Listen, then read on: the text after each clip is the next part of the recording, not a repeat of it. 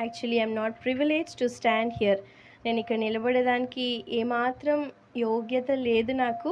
అయినా కూడా దేవుడు నన్ను జ్ఞాపకం చేసుకొని మీలాంటి పరిశుద్ధుల మధ్యలో నిలబడి సాక్ష్యం చెప్పడానికి ఇచ్చిన ఈ తరుణాన్ని బట్టి దేవునికి ఎంతగానో వందనాలు తెలియజేస్తూ ఉన్నాను.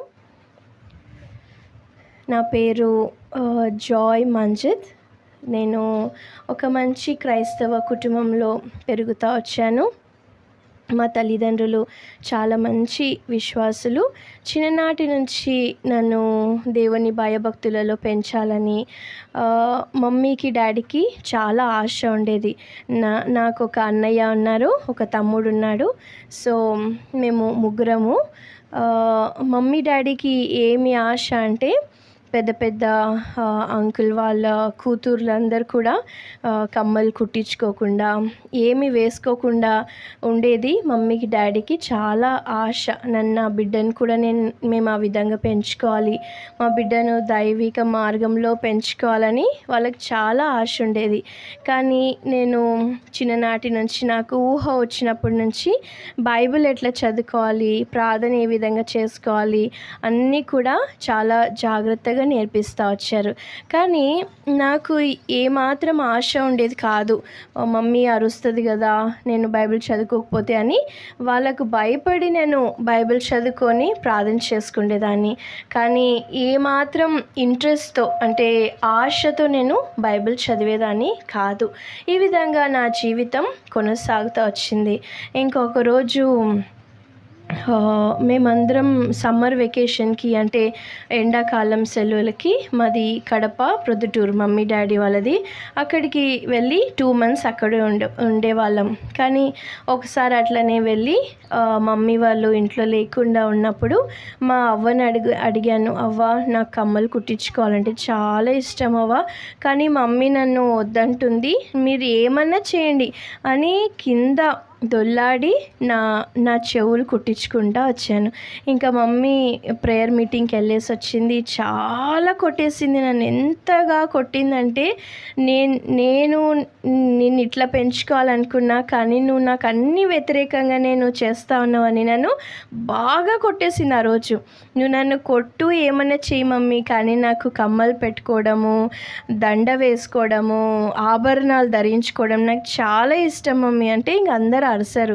ఆ అమ్మాయికి ఇష్టం ఉంటే నువ్వెందుకు ఇట్లా అడ్డగిస్తున్నావు అని మమ్మీని అందరూ అరిచేశారు.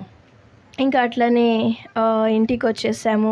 మమ్మీ డాడీ చాలా నిరాశ అయిపోతూ వచ్చారు. ఇంక ఈ విధంగా నాకు గోల్డ్ అంటే బంగారు ఆభరణాలు అంటే చాలా ఇష్టం. ఎప్పుడు దాన్ని ధరించుకునేదాన్ని, అద్దం ముందు నిలబడుకునేదాన్ని, చూసుకునేదాన్ని, వంగేదాన్ని. ఇంకా అద్దం ముందు నిలబడుకోవడం ఇది నా లైఫ్. సో ఈ విధంగా నేను బంగారు మీదనే ఆశ, ఇంకా బంగారు తప్ప ఇంకా నాకు ఏది ఉండేది కాదు. చదువుకోవాలా, మమ్మీకి కనిపించేలాగా బైబిల్ చదువుకోవాలా, ప్రేయర్ చేసుకోవాలి, ఈ ఇంటికి రావాలి, ఆభరణాలు వేసుకోవాలి, చూసుకోవాలి. ఈ విధంగా నేను జీవిస్తూ ఉన్నాను. ఒకసారి ఇంకా నేను 8వ తరగతిలో ఉన్నప్పుడు మరలా సమ్మర్ వెకేషన్కి ఎండాకాలం సెలవులకి ఊరికి వెళ్ళాం.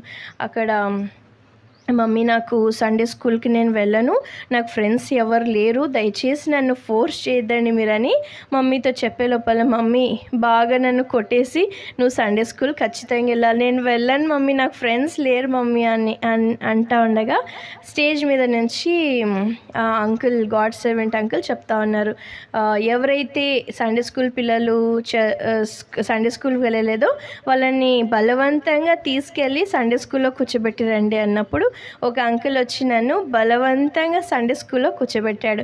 ఇంకా అంకుల్ని కోపంగా చూశాను. నాకు ఇంట్రెస్ట్ లేకపోతే ఈ అంకుల్ ఏంటి నన్ను తెచ్చి సండే స్కూల్లో కూర్చోబెట్టాడని ఆ అంకుల్ని చాలా కోపంగా చూస్తూ వచ్చాను. ఇంకా ఇట్లా సాంగ్స్ అయిపోయాయి, సాంగ్స్ పాడలేదు, యాక్షన్ సాంగ్స్ చేయలేదు. నేను చాలా మొండిగా ప్రవర్తిస్తూ వచ్చిన ఆ రోజు. ఇంకా ఆ రోజు ఒక్కొక్క సండే స్కూల్ టీచర్ దగ్గర 6 మంది కూర్చున్నారు. ఇంకా నా దగ్గర ఉన్న 5 మంది గర్ల్స్ అందరు కూడా రక్షించబడ్డారు, బ్యాప్టిజం తీసుకున్నారు. కడపలో పిల్లలు చాలా ఆత్మీయంగా ఉంటారు, అసలు చిన్ననాటి నుంచే చాలా మంచిగా పెంచుతారు వాళ్ళని. ఇంకా అట్లా అందరినీ అక్క అడుగుతూ వచ్చింది, నువ్వు రక్షించబడ్డావా, నువ్వు బ్యాప్టిజం తీసుకున్నావమ్మా, నువ్వు క్రీస్తులో పెరుగుతున్నావా అని ఎప్పుడైతే ఆ ప్రశ్న నాకు వస్తూ వచ్చిందో నేను చాలా వణికిపోతున్నా. అమ్మా, నేను ఈరోజు చనిపోతే నేను ఎక్కడికి వెళ్తాను, వీళ్ళందరూ అయితే 5 మంది పరలోకానికి వెళ్ళిపోతారు, అమ్మా నేను ఎక్కడికి వెళ్తాను, ఇంక ఇదే నా ప్రశ్న. అప్పుడు మెల్లగా నాకు పదే ఆ ప్రశ్న, Joy, if you are going to die now, where you are going to spend your eternity. నువ్వు ఒకవేళ ఈరోజు చనిపోతే నీ నిత్యత్వం ఎక్కడ గడుపుతావు? ఇదే ప్రశ్న. అవును కదా, నేను ఒకవేళ చనిపోతే నేను ఎక్కడికి వెళ్తాను? నేను అమ్మా, భయం స్టార్ట్ అయిపోయింది.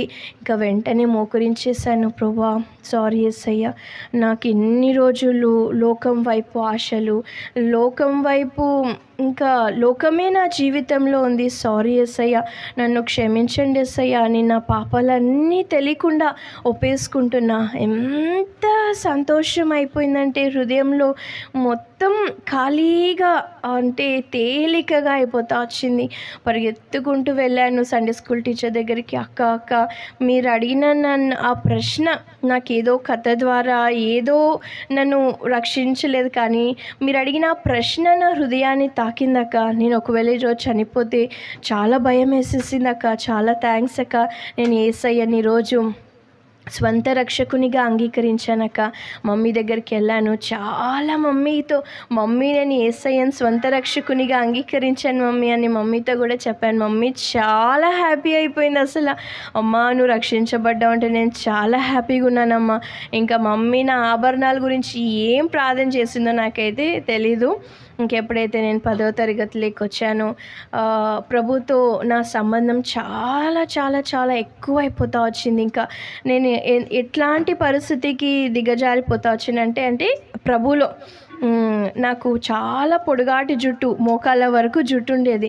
ఇంకా మమ్మీ నాకు స్నానం చేపించేస్తే 2 గంటలు వేస్ట్ అవుతాయి మమ్మీ, ప్లీజ్ మమ్మీ నాకు తల స్నానం వద్దు మమ్మీ, నేను ప్రార్థన చేసుకుంటా మమ్మీ, బైబిల్ చదువుకుంటా మమ్మీ అంటే ప్రభుతో నాకు అంత క్లోజ్గా ఇంకా ప్రార్థన, బైబిల్, స్కూల్ బుక్స్ ఇంతే ఇంకేం లేదు.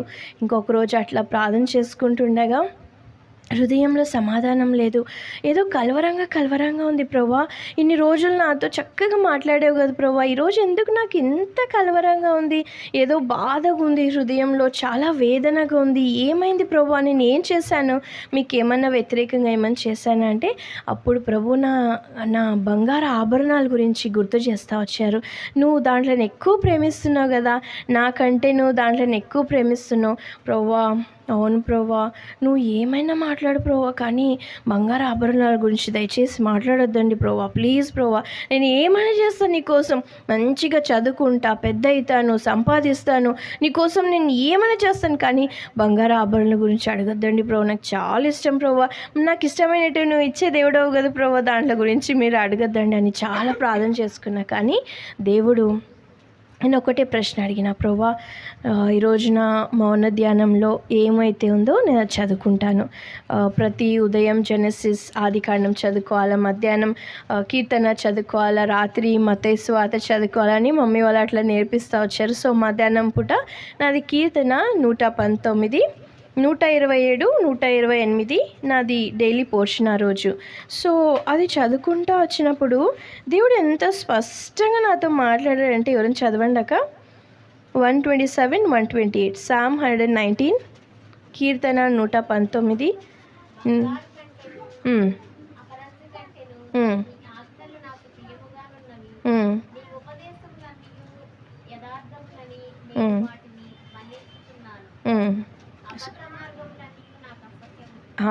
సో బంగారు కంటేను నీ ఆజ్ఞలు నాకు ఎంతో ప్రియమైనవి, I hate every wrong path. ఏమనుందాక తెలుగులో? లాస్ట్ అక్క 128. అబద్ధ మార్గములని నాకు అసహ్యం. ఇది ఎప్పుడైతే ఈ వచనం చదువుతా వచ్చానో మీరు నమ్మరక వెంటనే ఆభరణాలు తీసేసాను. దేవుడు నా హృదయంలో ఎంత మంచి సమాధానం ఇచ్చాడంటే, ప్రభా నేను ఇంత భయంకరమైన పాపిష్టురాలు అయినప్పుడు కూడా నన్ను ఇంతగా ప్రేమించి నాతో మౌన ధ్యానం గురించి మాట్లాడుతున్నారా ప్రభా, నేను లోకం వైపు ఇంత ప్రేమ చూపించి బంగారు ఆభరణాల మీద ప్రేమ చూపిస్తే నాతో నా ప్రభు ఇట్లాంటి వేస్ట్ అమ్మాయితో నన్ను మీరు మాట్లాడేది. చాలా ఏడుస్తూ వచ్చాను, చాలా ఏడ్చాను. చాలా థ్యాంక్స్ అయ్యా నాతో మీరు మాట్లాడారని ఆ బంగారు ఆభరణాలు తీసుకెళ్ళి మమ్మీ చేతిలో పెట్టేసి, మమ్మీ ఈరోజు నుంచి నేను ఈ ఆభరణాలు వేసుకోను, నేను అప్పుడు 10వ తరగతిలో ఉంటా వచ్చాను. మమ్మీ ఎంత హ్యాపీ అయిపోయిందంటే చాలా చాలా హ్యాపీ అయిపోయింది. ప్రభా నా కూతురులో మీరు కార్యం చేస్తున్నారు. మమ్మీ నా కోసం ఎట్లా ప్రార్థన చేసేదంటే, మేము డాడీ రైల్వేస్లో పనిచేసేవాళ్ళు. సో హుబ్లీలోనే మేము పెరుగుతూ వచ్చాము. రూమ్లో చుట్టూరు హాఫ్ వరకు పెయింట్ కొట్టేశారు. సో మమ్మీ ప్రార్థన చేసుకునేది గట్టిగా. ఏ హ్యాంకీస్ ఏ టవల్స్ కూడా తనకి ఆనేటివి కాదు. చీదడం, గోడల మీద వేసేయడం, గట్టిగా 2-3 గంటలు ఏడ్చి ప్రార్థన చేసేది. నేను అనుకునేదాన్ని, ఏంది మమ్మీ అసలు పిచ్చిగా ఇట్లా ప్రార్థన చేస్తుంది, అసలు అవసరమా, ఏడవడం అవసరమా, దేవుడి దగ్గర ఇంతగా ఏడుస్తే ఏం జరుగుతుంది. నేను చాలా ఆలోచించేదాన్ని, ఎందుకు మమ్మీ ఇట్లా ఏడుస్తుందబ్బా అని. కానీ నాకు ఆ ప్రార్థన ఈ దినాలలో అర్థమైపోతుంది. నా తల్లి చేసిన ప్రార్థన దేవుడు ఆలకించిన జీవితంలో ఎంత గొప్ప కార్యం చేశాడని. సో ఈ విధంగా 10th స్టాండ్ అయిపోయింది, ఇంటర్మీడియట్ జాయిన్ అవుతా వచ్చాను. ఇంకా ఫ్రెండ్స్ అందరూ నన్ను ఎంతో విచిత్రంగా చూసేవాళ్ళు. ఏంటి నువ్వు చెవులలో ఏం పెట్టుకోవా, చైన్ వేసుకోవా, ఏంటి ఇట్లా వస్తున్నావు నువ్వు కాలేజ్కి, అసలు ఎంత ఇట్లా వస్తారా ఎవరన్నా అమ్మాయిలు. లేదు నేను పెట్టుకోను.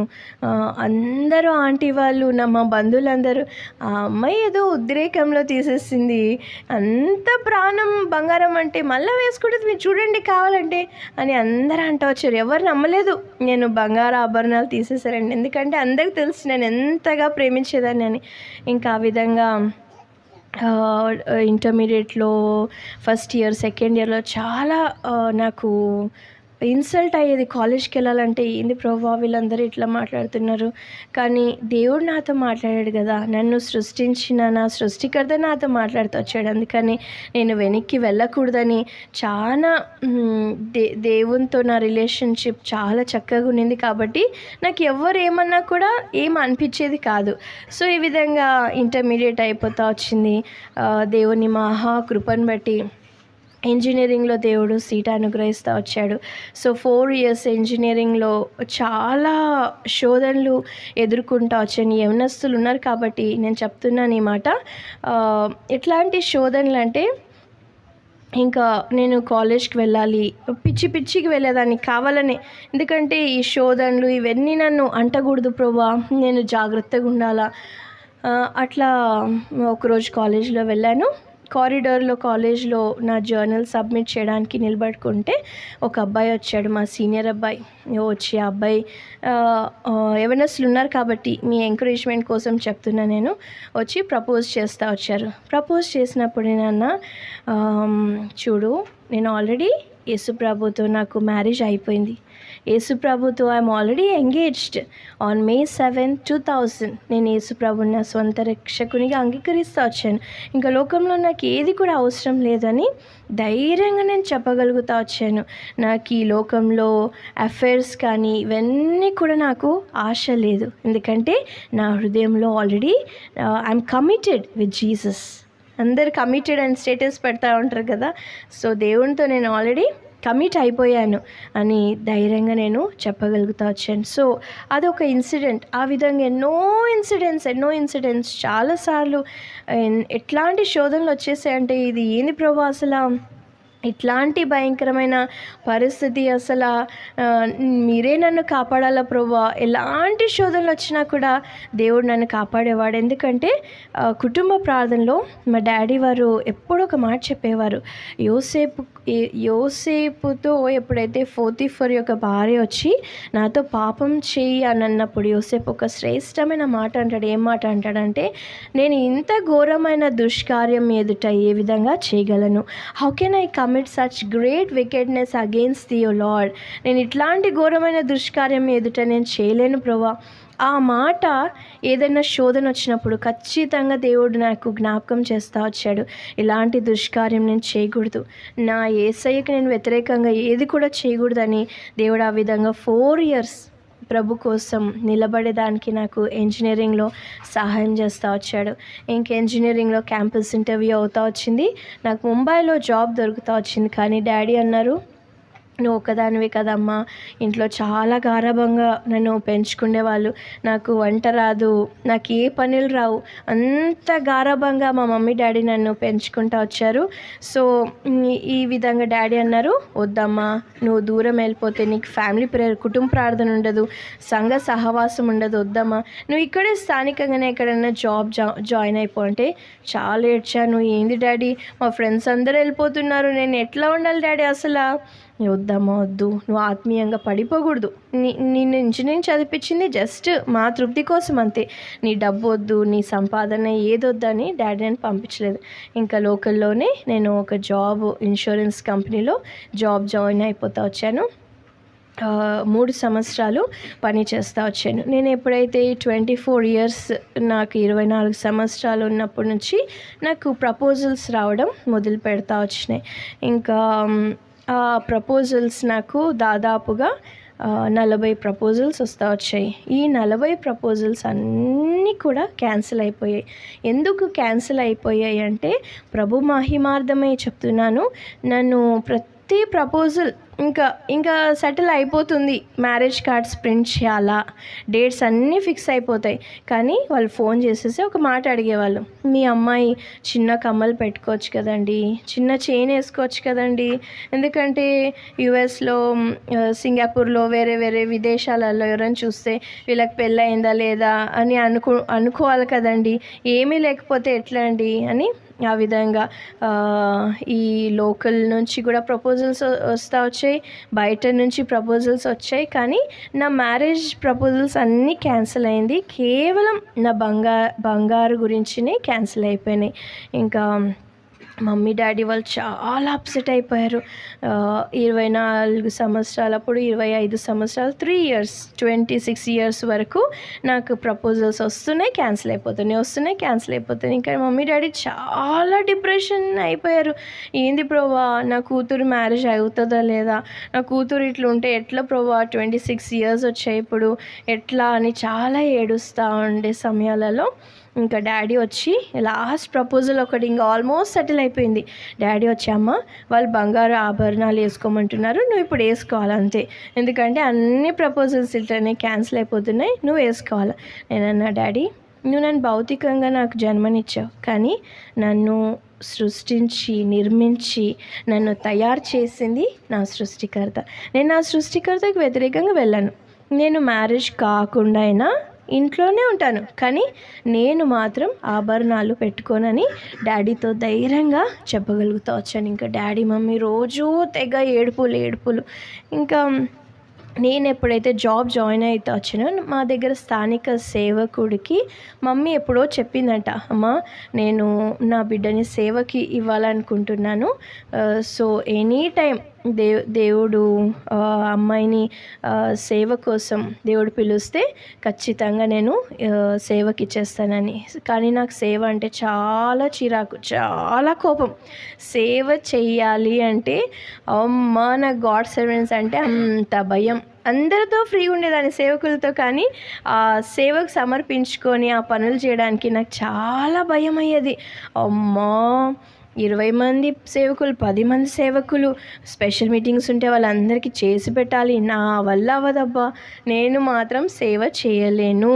నేను ఎంతగా ఏడుస్తా వచ్చానంటే మమ్మీ జస్ట్ వచ్చి చెప్పింది, అమ్మ ప్రార్థన చేసుకో అమ్మ సేవ గురించి. లేదు మమ్మీ, నేను మాత్రం సేవకు సమర్పించుకోను. చాలా ఏడుస్తూ వచ్చాను. ఇంకా అప్పుడు ఒకసారి 31st నైట్ డిసెంబర్ 2011లో ప్రార్థన చేశాను. ప్రభువా, ఒకవేళ నాతో మీరు బంగారు ఆభరణాలు తీసివేయాలని, ఎట్లా బంగారం అని ఆ వర్డ్ వచ్చింది కదా, ఆ వర్డ్స్లో ఆ వచనంలో బంగారం వర్స్ వచ్చింది కదా, అట్లనే ఒకవేళ నేను మీ సేవ చేయాలి అంటే సేవ అనే పదం వచ్చింది అనుకోండి, ఖచ్చితంగా నేను సమర్పించుకుంటా ప్రభువా అని. ఆ 31st నైట్ ఇంట్లో అంత పెద్ద గొడవ. మమ్మీ డాడీ వాళ్ళని చాలా గౌరవంతో చూసుకునేదాన్ని, ఎప్పుడే కానీ అమర్యాదగా మాట్లాడిందని కాదు, కానీ ఆ రోజు మాత్రం చాలా పెద్ద గొడవ చేసేసాను. నేను మాత్రం సేవ చేయను, నేను ఇట్లనే జాబ్ చేసుకొని ప్రభుకు ఏదైనా పనులు ఉంటే సహాయం చేస్తాను, కానీ నేను ఏమాత్రం సేవకు సమర్పించుకోనని. ఇంకా ఆ రోజు చర్చ్కి వెళ్ళాను. ఏడుస్తున్నా చర్చ్లో కూర్చొని, ప్రభువా నువ్వు నన్ను ఆభరణాలన్నీ తీసేయమంటే నేను ఏమనకుండా నేను ఇష్టపూర్వకంగానే చేస్తా వచ్చాను, కానీ సేవ వద్దు ప్రభువా, నేను చేయలేను ప్రభువా, నాకు ఏది చేత కాదు ప్రభువా, నేను చేత కాని దానను, నాకేం చేత కాదు, నేను ఏమీ చేయలేను సేవ అని దేవుడి దగ్గర అడుగుతూ ఉన్నప్పుడు దేవుడు నాకు ఒక వాగ్దానం ఇచ్చాడు. ఆ వాగ్దానం ఇట్లా చేతిలో పట్టుకున్నా, చూడలేదు ఇంకా సేవ అనే పదం రాకూడదు ప్రభువా, రాకూడదు, ఒకవేళ వస్తే మాత్రం నేను సమర్పించుకుంటాను. చేతిలో పట్టుకున్న చెమటలు కారిపోతున్నాయి. వాగ్దానం అంతా ఇట్లా నలిగిపోతుంది. టెన్షన్తో వచ్చి కింద కూర్చున్నా, ఏడుస్తున్నా ప్రభువా ప్లీజ్ ప్రభువా, సేవ గురించి నాతో మాట్లాడద్దు ప్రభువా ప్లీజ్ ప్రభువా అని వచ్చి కూర్చున్నా. అది వాగ్దానం తీసి చూశాను. నీ దేవుడైన యెహోవాను పూర్ణ శక్తితో, పూర్ణ మనస్సుతో సేవింపవలెను. ఓ మై గాడ్, నాకైతే ఒక్కటేసారి పల్స్ డ్రాప్ అయిపోయిందాక చాలా టెన్షన్ తీసుకున్నా. ఎట్లా సేవ చేయాలో ప్రభువా, నా వల్ల అవ్వదు ప్రభువా, ఎట్లా మాట్లాడాలి ప్రభువా. మళ్ళీ ఇంటికి వెళ్ళాను, రాత్రంతా పడుకోలే. 31st నైట్ అయిపోయింది. 3 గంటలకి మరలా ప్రార్థన చేసుకున్నా, ప్రభువా ఒక్కసారి మాట్లాడు, ఇంకా మిమ్మల్ని అడగను, ఒక్కసారి మాట్లాడు నాతో చాలు ప్రభువా అని అన్నప్పుడు దేవుడు ఎంత స్పష్టంగా నాతో మాట్లాడుతూ వచ్చాడంటే, do the work of an evangelist, make full proof of his ministry, సువార్థికుని పని చేయుము అనే ఆ వాగ్దానం ద్వారా దేవుడు నాతో చాలా స్పష్టంగా సమాధానం అనుగ్రహిస్తూ వచ్చాడు. ప్రభువా థ్యాంక్ యూ ప్రభువా, నాలాంటి దానిని మీరు ఏంటి ప్రభువా సేవకు పిలవడం, నేను చేతగాని దానిని ప్రభువా నన్ను మీరు సేవకు పిలుస్తూ వచ్చారని. ఇంకా వెంటనే ఆ టైంలో నాకు ఎంత పెద్ద శోధన అంటే, డాడీకి హార్ట్ బ్లాక్ వచ్చేసి యాంజియోప్లాస్ట్ చేస్తూ వచ్చారు, క్లియర్ చేసేస్తూ వచ్చారు. సో డాక్టర్స్ చెప్పారు, డాడీ నవ్వకూడదు, ఏడవకూడదు, ఈ 2 చేస్తే చాలా ప్రమాదము. 15 days అయిపోయింది. ఆ 15 daysలో డాడీని చాలా ప్రేమతో చూసుకుంటూ వచ్చాను. డాడీ నాది అటాచ్మెంట్ చాలా ఇంట్లో అసలు. ఇంకా నన్ను మమ్మీ లేకుండా అయినా డాడీ ఉంటారు, కానీ నేను లేకుండా ఒక్కరోజు కూడా డాడీ నన్ను చూడకుండా ఉండలేరు, అంత ప్రేమ. ఇంకా డాడీ, అమ్మ పొరపాటున చిన్నపిల్లవు కదమ్మా, ఏదో తీర్మానం చేసుకునేవమ్మా, తెలియక వద్దమ్మా, నువ్వు సేవకు వద్దమ్మా, నువ్వు చేయలేవమ్మా, పనులు చేయలేవమ్మా. లేదు డాడీ, సేవలో చాలా శ్రమలు ఉంటాయమ్మా, ఎన్ని చెప్పినా కూడా లేదు డాడీ, దేవుడు నన్ను ఖచ్చితంగా సేవకు పిలుస్తున్నాడని నాకు అది నమ్మకం ఉంది డాడీ అని వెనక్కి తిరిగి చూడలేదు.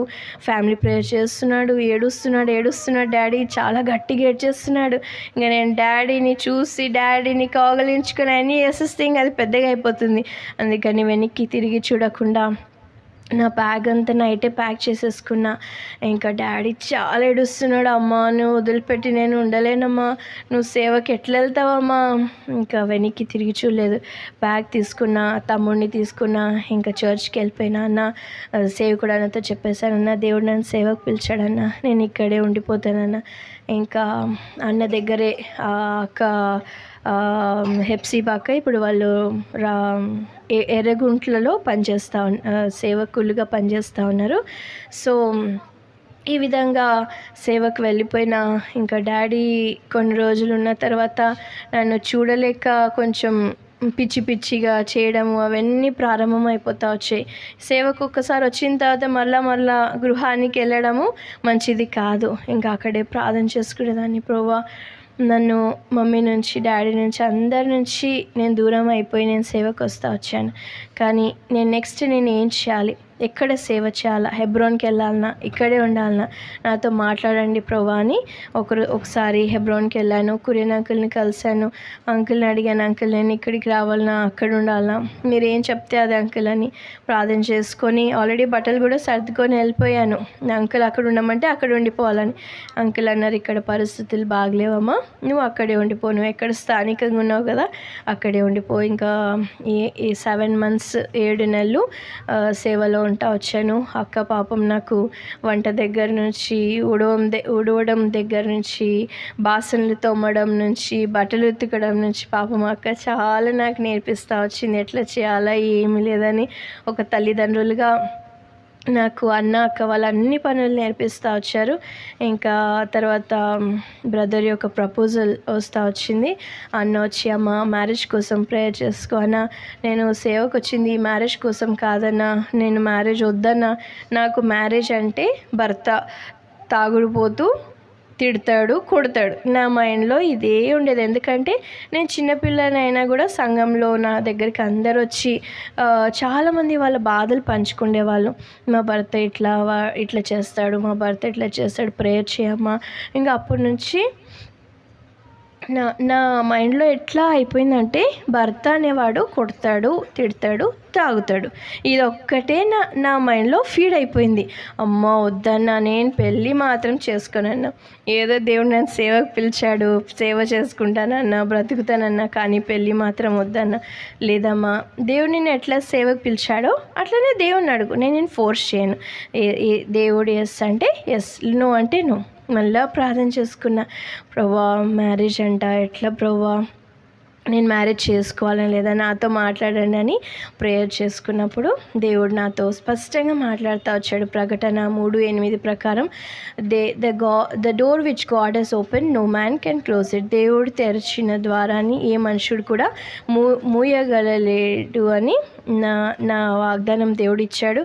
సో ఆ వాగ్దానం మీద ఏ మనుషుడు కూడా అడ్డు రాలేడు.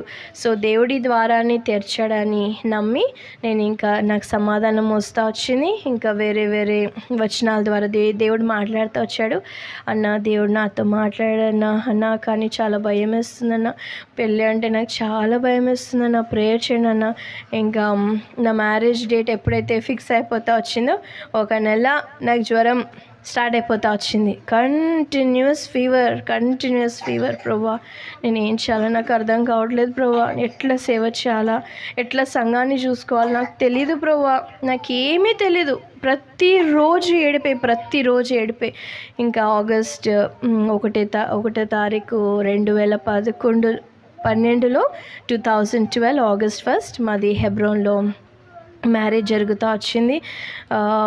దానికంటే ముందు నేను ప్రతిరోజు మ్యారేజ్ డేట్ ఎప్పుడైతే ఫిక్స్ అయిపోతూ వచ్చిందో ప్రార్థన చేసేదాన్ని, ప్రభువా నాకు మంచి భర్త కావాలి ప్రభువా, నాకు మంచి భర్తతో పాటు అత్తమామలు కూడా ఉండాలి, మంచిగా ఉండాలి. అండ్ భర్తకి సిస్టర్స్ ఉన్నారా, బ్రదర్స్ ఉన్నారా, ఎవరున్నారా నాకేమీ తెలియదు, వాళ్ళందరితో కూడా నేను ప్రేమతో ఉండాలా ప్రభువా, నాకు ఇలాంటి గుణం ఇవ్వండి, వాళ్ళు కూడా నాతో మంచిగా ఉండాలా ప్రభువా. నన్ను ఎవరన్నా ఏమన్నా అంటే స్టార్టింగ్లో చాలా ఇమ్మీడియట్గా ఏడ్చేదాన్ని, ఇంకా కన్నీళ్ళు తప్ప ఏమీ చేయలేను. ఇంకా ప్రభువా ప్లీజ్ ఎస్ఐ అందరు కూడా నాతో మంచిగా ఉండాలని ప్రార్థన చేసుకుంటూ వచ్చాను. అమ్మ గుండె దడ కొట్టుకుంటుంది. ఇంకా మ్యారేజ్ డే రోజు చర్చికి నడుచుకుంటూ వెళ్ళాలా. ఆ రోజు అంత ప్రార్థన అదే, ప్రభువా నాకు మంచి భర్త కావాలా ప్రభువా, ప్లీజ్ ప్రభువా సహాయం చేయండి ప్రార్థన చేసుకుంటూ ఉన్నాను. లోపలికి వెళ్ళి కూర్చున్నా. ఇంకా ప్రార్థన, నా చేతులన్నీ వణికిపోతున్నాయి, చెమటలు కారిపోతున్నాయి. ప్రభువే నా తోడు ఉండి ఇంకా ఎప్పుడైతే మ్యారేజ్ అంతా అయిపోతూ వచ్చిందో అందరం కలిసి అన్న వాళ్ళ ఇంటికి వెళ్ళాము. అప్పుడు ఎంతో ప్రేమతో అసలు ఎంత మంచి కుటుంబాన్ని దేవుడు నాకు అనుగ్రహిస్తూ వచ్చాడంటే, అసలు మంచి అత్తమ్మ మామయ్య దేవుడు నాకు అనుగ్రహిస్తూ వచ్చాడు. అందరికంటే ఎక్కువ ప్రేమ నేను మంజితన్న దగ్గర నుంచి పొందుతూ వచ్చాను. ఎంతో ప్రేమ, యేసుప్రభు ప్రేమ ఎట్టిదో, యేసుప్రభు ఏ విధంగా సంఘాన్ని ప్రేమిస్తూ వచ్చాడో అట్లా భార్యను ప్రేమించాలనేది ఆయన యొక్క ఆశ. సో నన్ను కూడా ఆ విధంగానే ప్రేమించి ఒక చిన్న బేబీలాగా నన్ను చూసుకొని ఇంతవరకు మా మ్యారేజ్ అయ్యి ఇప్పుడు 9 years, ఇప్పుడు 10th year రన్నింగ్. సో ఇన్ని ఇయర్స్ కూడా మేమిద్దరం ఫ్రెండ్స్ లాగా ఉంటా వచ్చాము. ఏదో హస్బెండ్ వైఫ్ లాగా కాకుండా క్లోజ్ ఫ్రెండ్స్ లాగా, తర్వాత నన్ను ఒక డాటర్ లాగా, ఒక మంచి బిడ్డలాగా చూసుకొని చాలా ప్రేమతో, మా అత్తమ్మ మామయ్య కూడా చాలా ప్రార్థన పరులు. ఏమి కావాలన్నా నాకు అన్నీ కూడా వాళ్ళు ప్రొవైడ్ చేయడము, చాలా ప్రేమతో చూసుకుంటూ వచ్చారు. సో ఈ విధంగా నేను అన్న కలిసి బీదర్లో సేవకులుగా పనిచేస్తూ ఉన్నాము. తర్వాత ఎప్పుడైతే మ్యారేజ్ అవుతా వచ్చిందో నాకు దయ్యాలు కానీ చేతబడులు అనేది కూడా నాకు అసలు తెలీదు. బిఫోర్ మ్యారేజ్ చాలా ప్రేమలో పెరుగుతూ వచ్చాను. నేను ఎప్పుడైతే సేవకు వస్తూ వచ్చానో ఫస్ట్ టైం మ్యారేజ్ చేసుకొని ఆ ఊరికి వెళ్ళాను. ఒక అమ్మాయి వచ్చింది. ఆ అమ్మాయికి చేతబడి చేశారంట. ఓ మై గాడ్, ఆ అమ్మాయి చేసే యాక్షన్స్ అని చూస్తుంటే నాకు అస్సలు ప్రభువా, నాకేదో మంచి భర్తనిచ్చారు, అన్నీ చక్కగా ఉన్నాయి, ఇట్లాంటి పరిస్థితులు నేను చూడలేను ప్రభువా. వేరే రూమ్కి వెళ్ళిపోయినా భయం ఏడ్చేస్తున్నా ప్రభువా, నేను తట్టుకోలేను ప్రభువా, ఇలాంటి పరిస్థితులు నేను తట్టుకోలేను ప్రభువా. చేతబడులు ఏంటి, దయ్యాలు పట్టడం ఏంటి, ప్రతి వారం వస్తారు అక్కడికి చేతబడి చేసిన వాళ్ళు. గట్టిగా అరుపులు, కేకలు, వాళ్ళ యొక్క ప్రవర్తన, యాక్షన్స్ అని చూస్తే చాలా చాలా చాలా చాలా భయపడేదాన్ని. ఇంకా అన్న నాకు ధైర్యం రావాలని నా మీద దుప్పటి కప్పి నన్ను గట్టిగా ఇట్లా పట్టుకొని ప్రార్థన చేసేవాడు, గట్టిగా ప్రార్థన చేసేవాడు. అయినా కూడా భయం పోలేదు. చాలా సఫర్ అయిపోతా వచ్చాను. ఆ చేతబళ్ళ ప్రభావం వలన నా యొక్క ఆరోగ్యం అంతా క్షీణించిపోతా వచ్చింది. చాలా చాలా చాలా ఆ ప్రభావం భయపడినందుకు ఆ ప్రభావం పడి చాలా చాలా ఆరోగ్యం విషయంలో దెబ్బతింటా వచ్చాను. ఎట్లాంటి ప్రభావం అంటే, మొట్టమొదటిసారి మ్యారేజ్ అయిపోయిన ఫస్ట్ ఇయర్లో అన్నం చూస్తే, నాకు అంత ప్రేమగా ఉండేవాళ్ళం మేము. అన్నం చూస్తే చాలా కోపం వచ్చేది. అన్నం చూస్తే అయ్యేది కాదు. ఒక్కదాన్ని ఒక రూమ్లోకి వెళ్ళేదాన్ని. లైట్స్ ఎప్పుడు నాకు ఆన్ ఉండాలి. ఏ రూమ్లో అయినా ఉండని లైట్స్ ఆన్ ఉండాలి. లైట్స్ ఆఫ్ అయిపోతే నేను ఉండను అసలు. అట్లాంటి దాన్ని లైట్స్ అన్ని ఆఫ్ చేసుకొని ఒక రూమ్లోకి వెళ్ళి ఎవ్వరు రాకూడదు నా దగ్గరికి, నేను ఒక్కదాన్ని ఉండాలి. ఇట్లాంటి ఇద్దరికి పడకుండా కోపం అనేది స్టార్ట్ అయిపోతూ వచ్చింది. ఇంకా అన్న పాపం నా కోసం చాలా ప్రార్థన చేస్తూ వచ్చాడు, చాలా నన్ను తట్టుకుంటూ వచ్చాడు. మళ్ళా 2వ సంవత్సరం పర్సనల్ గైనిక్ ప్రాబ్లమ్స్ నుంచి చాలా సఫర్ అయిపోతూ వచ్చాను. మళ్ళీ ఇంకొకసారి ఒక చిన్న బేబీకి చేతబడి చేస్తూ వచ్చారు. అక్కడికి ప్రతిరోజు వెళ్ళి రాత్రి 12 నుంచి 3 వరకు ప్రార్థన చేయడానికి వెళ్ళినప్పుడు ఒకసారి బాగా వర్షం పడుతూ ఉన్న సమయాలలో స్టెప్స్ దిగి కిందికి వచ్చే సమయంలో నేను ఇంకా దిగుతున్నా, అక్కడ నిలబడుకున్నా, బాగా ఫోర్స్ ఇట్లా దొబ్బినట్టు జారిపోయి పైన స్టెప్ నుంచి 4వ స్టెప్ మీద చూపు దాని మీద నా నడుము పడుతూ వచ్చింది. నా కాలు కూడా పోయి ఎదురుగా ఉండే గోడకి కొట్టుకొని ఈ రైట్ సైడ్ పార్ట్ అంతా నేను అందుకని ఎక్కువసేపు కింద కూర్చోలేనాక చాలా పెయిన్, ఎక్కువసేపు నడవలేను, ఎక్కువసేపు యాక్షన్ సాంగ్స్ చేయలేను, ఎక్కువసేపు కింద కూర్చోలేను. అట్లా ప్రతి సంవత్సరం ఒక్కొక్క ప్రాబ్లంతో చేతబడుల ప్రభావంతో చాలా బాధ పొందుతూ వచ్చాను. ఇంకొకసారి ఎట్లాంటి పరిస్థితికి దిగజారిపోయానంటే, మరణం పడక వరకు నన్ను తీసుకెళ్ళింది. 40 డేస్ దేవుడు ఉపవాసం ఉండి ప్రార్థన చేయమంటా వచ్చాడు. కానీ ఆ 40 డేస్ నాకు ఎట్లాంటి పరిస్థితులు అంటే ఇంకా నేను బ్రతకను అని నాకు అర్థమైపోతుంది. నేను ప్రార్థన చేసుకుంటున్నా, ప్రభువా నేను ఒకవేళ చనిపోతే ఈ అమ్మాయి చేతబడుల ప్రభావంతో చనిపోయింది అని నాకు పేరు రాకూడదు ప్రభువా. నీ మహిమార్థమై నేను మరణించాలి. ఇంకా పూర్తిగా శరీరంలో శక్తి లేదు, ఏమీ లేదు, అసలు టోటలీ బ్లడ్ అనేది లేకోకుండా పూర్తిగా బెడ్ రిడన్ అయిపోతా వచ్చాను. ఇంకా అన్నకు కూడా అర్థమైపోయింది నేను ఇంకా బ్రతకనని. అన్నకు కూడా అర్థమైపోతా వచ్చింది. అన్న చర్చిలోకి వెళ్ళి గట్టి ఏడ్చి పాపం ప్రార్థన చేస్తున్నాడు. ప్రభువా మీరు నన్ను డాలు అని పిలుస్తాడు. ఆయన డాలుని తీసుకుంటే నా సేవ నేను ఎట్లా సేవ చేయగలను అని ఆయన ఏడుస్తున్నాడు. లోపల ఇంకా నేను అన్కాన్షియస్ అయిపోయినా, చాలా క్షీణించిపోతా వచ్చాను. ఇంకా ఆ సమయంలో కుటుంబ ప్రార్థనలో మంచి పాట, సాంగ్ నెంబర్ 15లో ఉంది. అది ఇంత మంచిగా దేవుడు నాతో మాట్లాడుతూ వచ్చాడంటే, పాట ద్వారా కూడా దేవుడు మాట్లాడుతూ వచ్చాడని 7వ చరణంలో, నేను సమాధిలోకి దిగిన నా ప్రాణము వలన లాభమా, ఇది కాదు 3వ వచనంలో, యెహోవా పాతాళములో నుండి నా ప్రాణము లేవదీసితివి, నేను సమాధిలోకి దిగకుండగా నీవు నన్ను బ్రతికించితివి. ఎప్పుడైతే మాకు సేవలో 3 పిల్లలు, 5 మంది పిల్లల్ని దేవుడు అనుగ్రహిస్తూ వచ్చాడు. భౌతికంగా మాకు పిల్లలు లేరు, దేవునికి స్తోత్రం కలుగును గాక.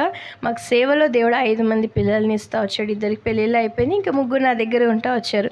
వాళ్ళు అన్న కలిసి పాట పాడే సమయాలలో ఎప్పుడైతే నేను సమాధిలోకి దిగకుండగా అనే ఈ వర్స్ నేను నా చెవున పడతా వచ్చిందో, వెంటనే అన్కాన్షియస్ బెడ్ రిడన్ అయిన దానిని లేచి కూర్చున్నాను. దేవుని మహాకృపను బట్టి వీక్నెస్ అంతా ఎటు వెళ్ళిపోయింది. లేచి కూర్చొని ఇంకా దేవుని ఎంతగానో మహిమపరుస్తూ వచ్చాను. ఆ విధంగా దేవుడు నన్ను మరణం నుంచి తప్పిస్తూ వచ్చాడు. చేతబడుల దాడులలో నుంచి దేవుడు నన్ను తప్పిస్తూ వచ్చాడు. ఈ విధంగా దేవుడు నన్ను సేవలో తన కృపను బట్టి ఈరోజు నేను బ్రతికి మీ ముందు నిలబడి సాక్ష్యం చెప్పగలుగుతా ఉన్నాను. సో నా జీవితంలో దేవుడు ఎన్నో అద్భుత కార్యాలు చేస్తూ వచ్చాడు. శ్రేష్టమైన మంచి భర్తను నాకు శాశ్వత కాలానికి దేవుడు వచ్చేంత వరకు ఇద్దరం ఉండి సేవ చేయాలని నాకు ఆశ. దయచేసి మా గురించి, మా కుటుంబం గురించి మీరందరూ ప్రార్థన చేయాలని ఇష్టపడుతున్నాను. ఓపికగా కూర్చొని సాక్ష్యం విన్న మీరందరికీ చాలా థ్యాంక్స్ అక్క. అందరికీ ప్రైజ్ ది లార్డ్.